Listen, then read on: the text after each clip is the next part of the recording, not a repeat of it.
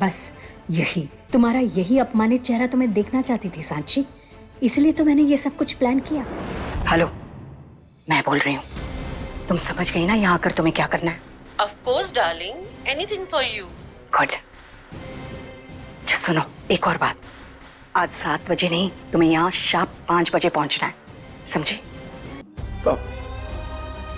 Please please, मैं तुम्हें कैसे समझाऊं? यहाँ पे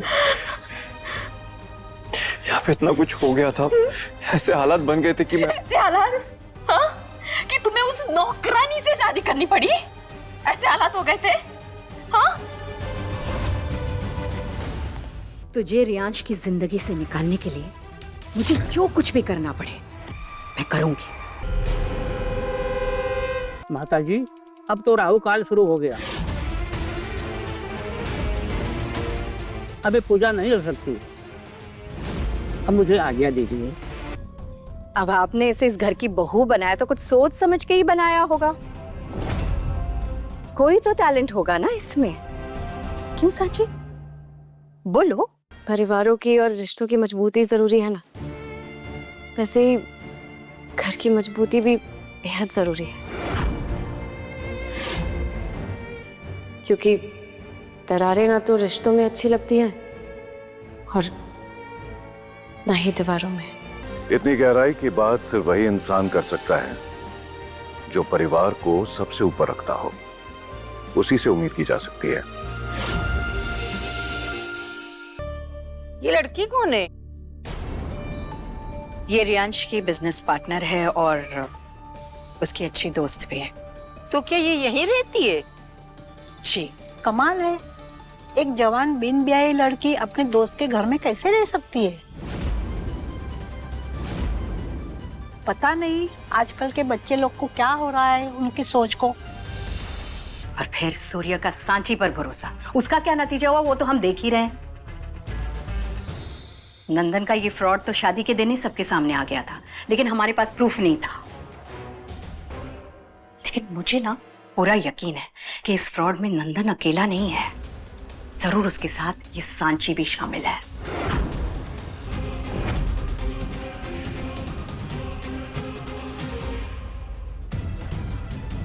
कहीं इस नंदन ने सांची के साथ कुछ गलत तो नहीं?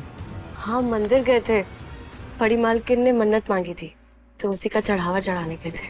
आखिर ये सांची मुझसे झूठ क्यों बोल रही है?